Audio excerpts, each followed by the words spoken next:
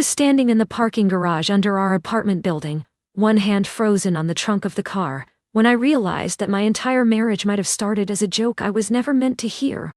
The thought came suddenly, not as anger, not even as sadness, but as a sharp physical sensation, like the moment before you faint, when your body knows something your mind refuses to accept. The concrete smelled damp. My phone screen was still lit in my palm, and I remember thinking how strange it was that the most important truth of my life arrived in such an ordinary place, surrounded by oil stains and echoing footsteps. I did not confront him right away. That was never my way. I have always needed time to sit with things, to replay them quietly, until they either made sense or fell apart completely. At that moment, I told myself it was probably a misunderstanding, a badly phrased joke, something taken out of context, because that is what you tell yourself when the alternative would require you to dismantle your own life. My name is Clara, and I met my husband, Jonathan, 4 years earlier in a coffee shop near Union Square. It was late afternoon, rain tapping against the windows, laptops open everywhere, and he had asked if he could share my table because there were no other seats. That was how he told the story later, how fate intervened, how two strangers became something inevitable. I remember it differently. I remember thinking he was confident in a way that felt rehearsed, charming without trying too hard, as if he already knew the ending of the conversation. We talked for maybe 20 minutes. Work, families, the city. Nothing extraordinary. But when he asked for my number, there was an intensity in his eyes that made me hesitate just long enough to notice it. I gave it to him anyway, because at the time it felt flattering, and I was tired of being careful. Our relationship moved fast, not recklessly, but decisively. Dinners turned into weekends together.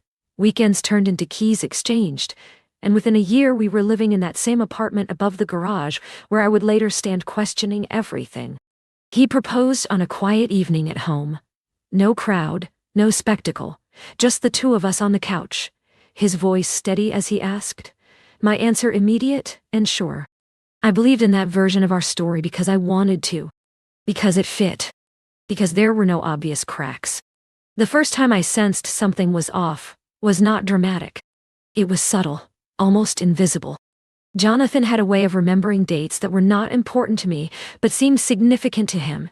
The exact week we met, the number of days between milestones, the timing of certain conversations.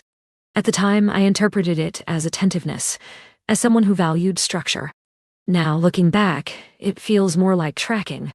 The message that changed everything came from an unknown number. No greeting, no explanation, just a sentence that landed like a dropped plate. Ask your husband what the wager was. I read it 3 times, then locked my phone, then unlocked it again, as if the words might rearrange themselves into something harmless. They did not. My heart was racing, but my mind was eerily calm, already starting to catalog possibilities. Scam, mistake, wrong person, old friend with a grudge. I did not respond. Instead, I opened our shared calendar, something I rarely did, and scrolled through years of carefully planned events. Trips, anniversaries, dinners with friends, family visits. Everything looked normal, but once the thought had entered my mind, it began to color everything else. That evening, Jonathan came home later than usual. He kissed my cheek, asked about my day, complained lightly about traffic. I watched him from across the kitchen, noticing details I had never questioned before. How his answers were smooth but slightly delayed. How his eyes searched my face after certain sentences, as if checking for something. When he went to shower, I did something I had never done in our entire relationship. I opened his laptop. I did not know what I was looking for. Proof, maybe, or reassurance. Something that would either confirm my fear or put it to rest. His desktop was neat, folders labeled, no mess, no chaos. I almost closed it, feeling ridiculous, until I saw a folder named Archive. Inside were screenshots, messages, timestamps, voice notes converted to text. At first I did not understand what I was seeing. The names were unfamiliar, but the content was unmistakable. Conversations about me.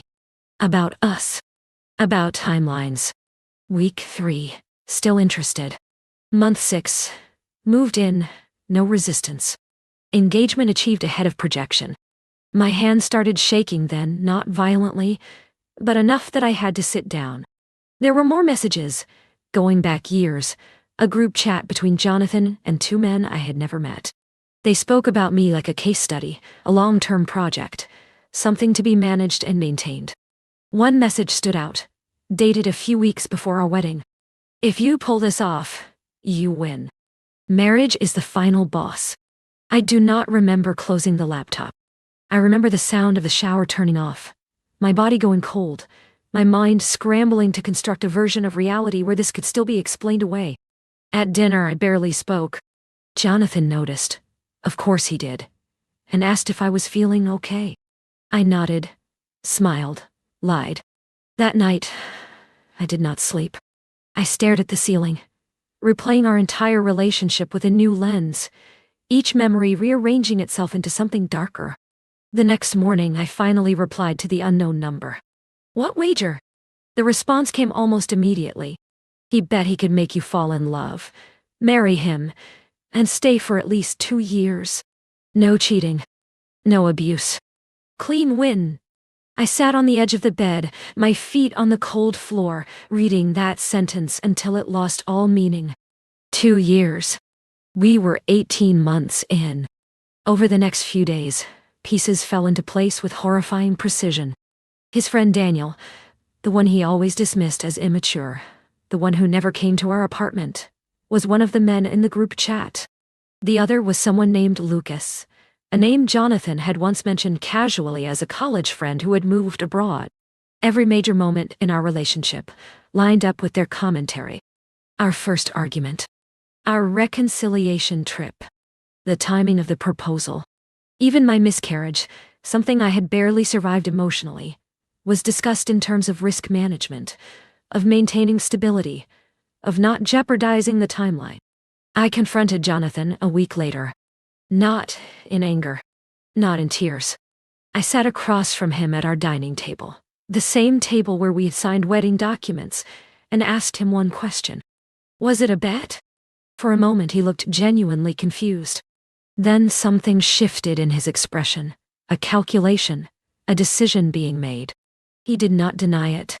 He said it started as a joke, that it was stupid, that he never expected it to go this far, that somewhere along the way it became real, that he loved me now, even if it did not start that way. I listened without interrupting, my hands folded in my lap, my heart oddly quiet. When he finished, I asked him why he had tracked everything so carefully. Because I did not want to lose, he said, and then quickly added, and because I did not want to lose you. That was the moment something inside me finally broke.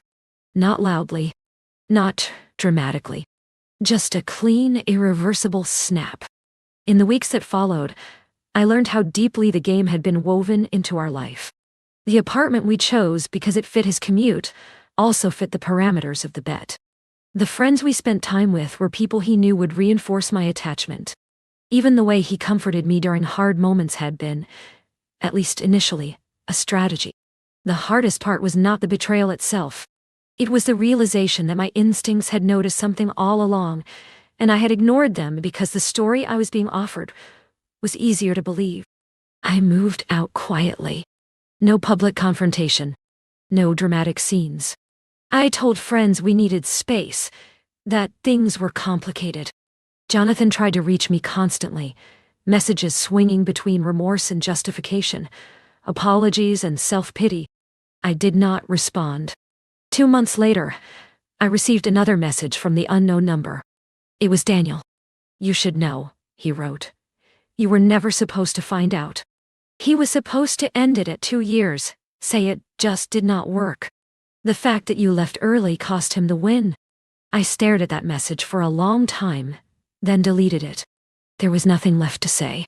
Now, a year later, I sometimes think about that parking garage, about how close I came to staying longer, to fulfilling the terms of a bet without ever knowing I was part of one.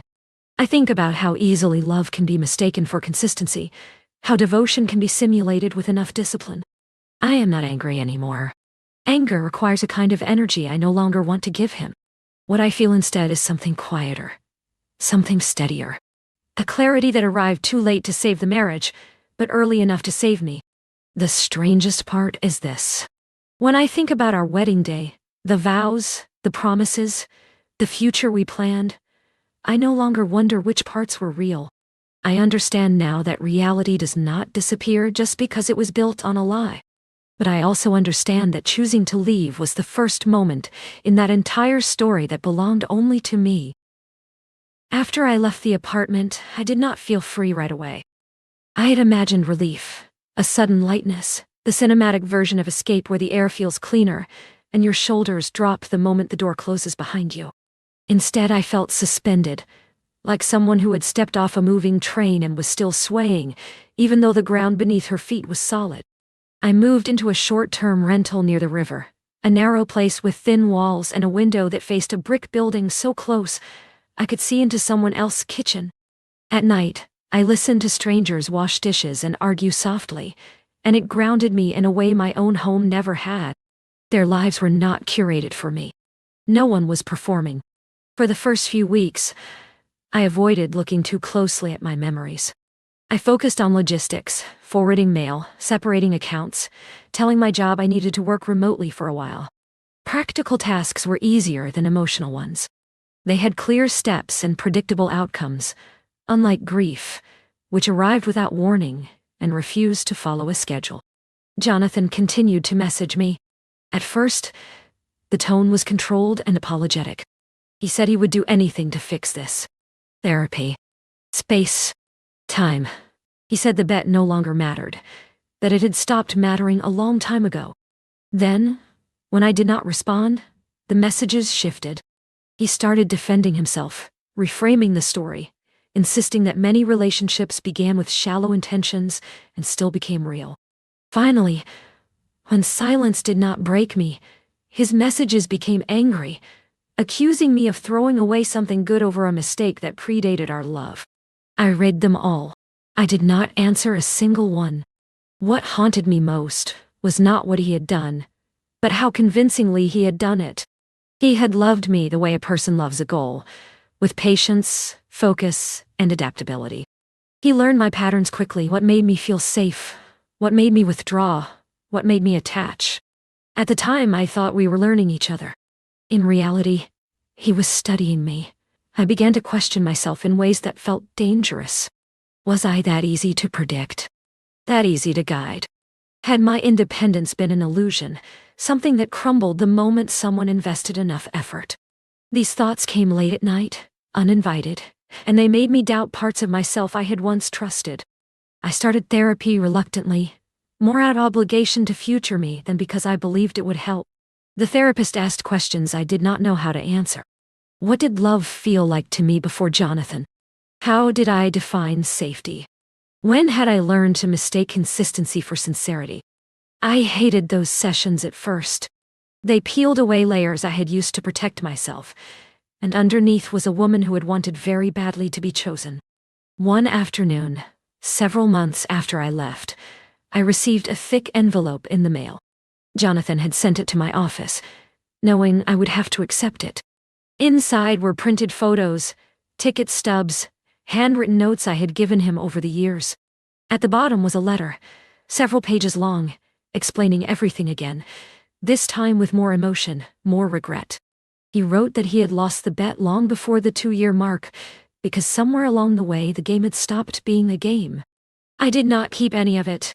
I flipped through the contents once, slowly, then put everything back in the envelope and threw it away.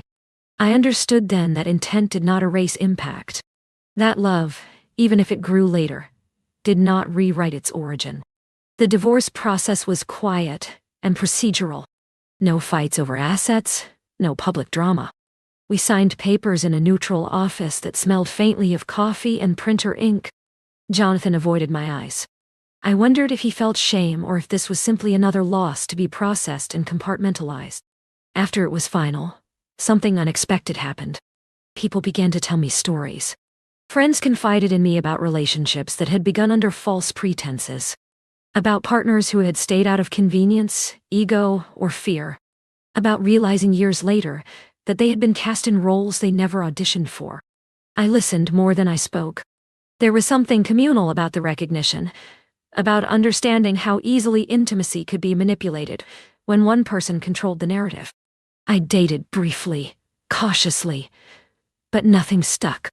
I was not ready to trust someone else with my emotional architecture. Instead, I focused on rebuilding myself in smaller ways. I took long walks without headphones. I learned to sit in silence without reaching for distraction. I paid attention to my instincts again, honoring them even when they contradicted logic. Sometimes, late at night, I replayed conversations with Jonathan in my head, testing them for authenticity, wondering which moments had been real. I eventually stopped asking that question. It did not matter. What mattered was that I had lived them honestly, even if he had not.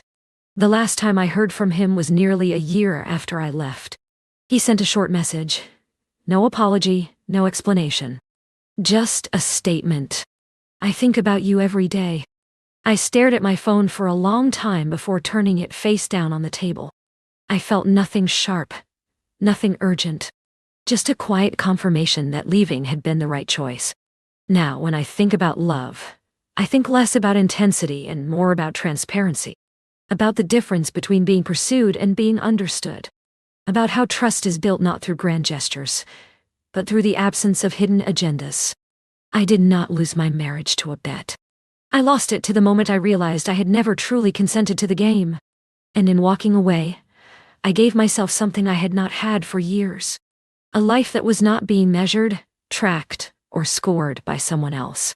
A story that, for the first time, I was writing alone.